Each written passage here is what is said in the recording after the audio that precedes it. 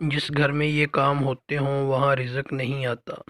قبلہ شریف کی طرف پاؤں کر کے سونا، بھوک لگنے سے پہلے ہی روٹی کھا لینا، پرندوں کے لیے پانی کا انتظام نہ کرنا، قبلہ کی طرف منہ کر کے پیشاب کر دینا، کڑوا سرما آنکھوں میں لگانے کی عادت، بار بار کانوں میں انگلیاں ڈالنا، رات کو برتنوں کو ننگا چھوڑ دینا، گھر میں سانپ کو دیکھ کر زندہ چھوڑ دینا، گدھے کی آواز سن کر استغفار نہ کرنا، گھر میں پرندوں کو قید کر کے رکھنا، گھر میں کوئی کبوتروں کو قید کر کے رکھتا ہے اس کے گھر میں رزق کم ہو جاتا ہے۔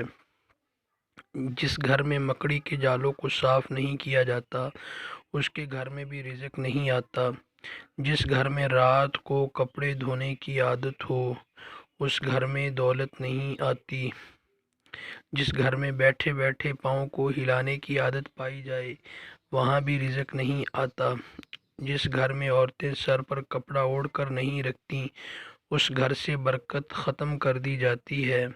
جس گھر میں کتے پالنے کی عادت ہو وہاں فرشتے، برکت اور رزق نہیں آتا۔ جس گھر میں بچوں کے اوپر سے گزرنے کی عادت ہو وہاں رزق کو تنگ کر دیا جاتا ہے۔ جس گھر میں جانوروں کو مارنے کی عادت ہو وہاں رزق کو کم کر دیا جاتا ہے۔ اس طرح کی مزید اچھی ویڈیوز دیکھنے کے لیے ہمارے اس یوٹیوب چینل حکیم لقمان کی باتوں کو ضرور سبسکرائب کر لیں۔ جزاک اللہ خیرہ۔